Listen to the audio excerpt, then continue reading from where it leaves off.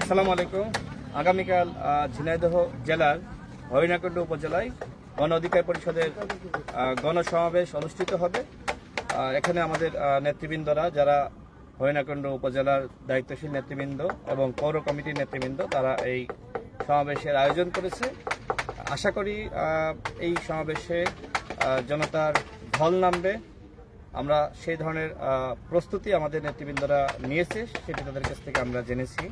তো ইতিমধ্যে মঞ্চ তৈরি হয়ে গেছে এবং যাবতীয় প্রস্তুতি গ্রহণ করা হয়েছে। এটি আমার নিজ এলাকা এবং নির্বাচনী আসনের একটি উপজেলা।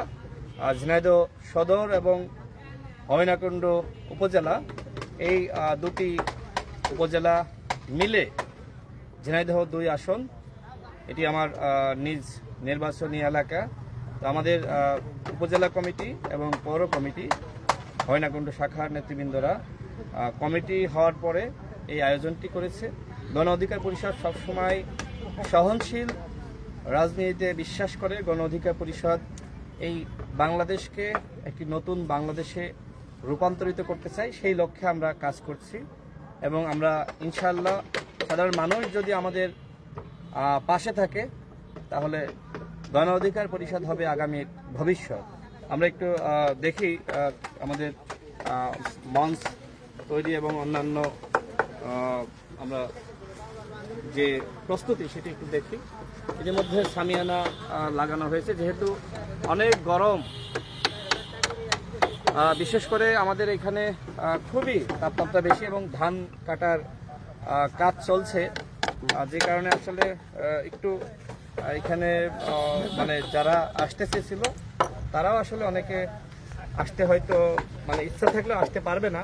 তারপরেও আশা করছি, যেহেতু আমি এই এলাকার সন্তান, মানুষের ভালোবাসা রয়েছে, মানুষের যেহেতু ভালোবাসা রয়েছে, মানুষ আমাদেরকে পছন্দ করে, সেই জায়গায় আশা করি যে মানুষ যত কষ্টের হোক না কেন, যত ঝড় বৃষ্টি হোক না কেন, যত রোদ বা তীব্রতা বাড়ুক না কেন, মানুষ এখানে আসবে। আমরা এখানে আপনার মেডিকেল টিম থাকবে এবং অন্যান্য সকল ব্যবস্থাপনা থাকবে।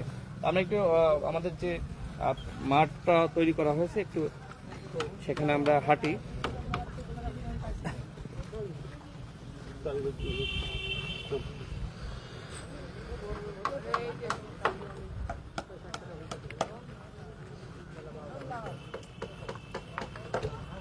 যাই হোক, যারা দেখছেন আপনারা সকলে দোয়া করবেন যাতে করে এই প্রোগ্রামটি